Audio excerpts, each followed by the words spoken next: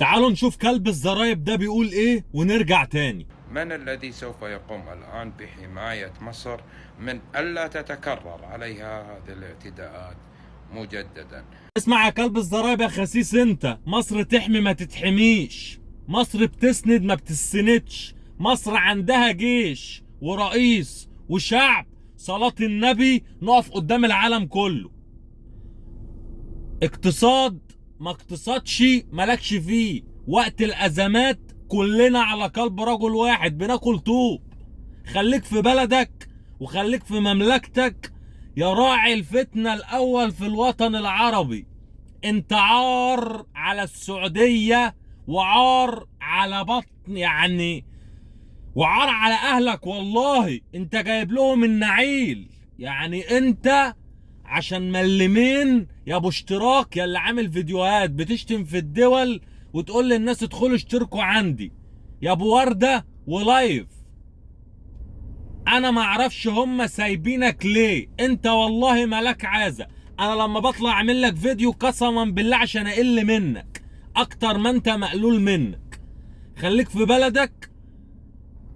انت مش مدرك انك انت موقع دول في بعض؟ انت مش مدرك انك انت مكروه في الوطن العربي كله؟ انت مش مدرك ده؟ مش عشان انت ليك عازة، لا، عشان انت مدسوس. بس العيب مش عليك، فما تجيبش سيرة مصر عشان احنا مش محتاجين انك انت تجيب سيرتنا، ولا ليك دعوة باقتصادنا ولا ليك دعوة بحالنا.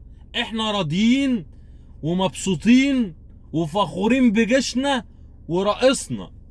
فخليك في بلدك واتكلم في شأنها الداخلي، مالكش دعوة ببلاد، يعني مالكش دعوة بمصر ومالكش دعوة بالدولة التانية اللي حرقاك قوي برضو مش هذكر اسمها.